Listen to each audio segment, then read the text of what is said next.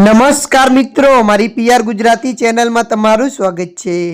દેશ દુનિયાની તમામ તાજા ખબરો સૌથી પહેલા જાણવા માટે અમારી પીઆર ગુજરાતી ચેનલને સબસ્ક્રાઇબ કરી નાખજો। મિત્રો, અત્યારે હાલ ભૂકંપને લઈને એક મોટા સમાચાર સામે આવી રહ્યા છે। જી હા મિત્રો, આપને જણાવી દઈએ કે દિલ્હી, એનસીઆર સહિત હરિયાણાના ઇજ્જર અને રોહતક જિલ્લામાં ભૂકંપના આંચકા અનુભવાયા હતા। રેક્ટર સ્કેલ પર ભૂકંપની તીવ્રતા 3.7 માપવામાં આવી હતી। અચાનક આવેલા આંચકાને કારણે દિલ્હી અને હરિયાણામાં લોકો ભયના માર્યા ઘરની બહાર દોડી ગયા હતા।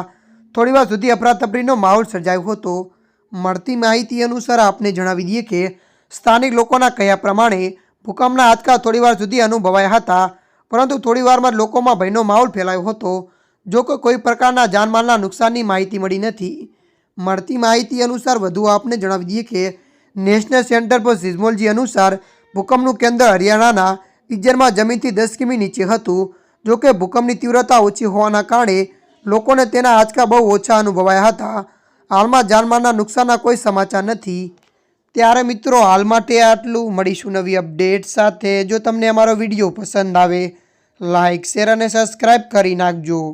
ધન્યવાદ।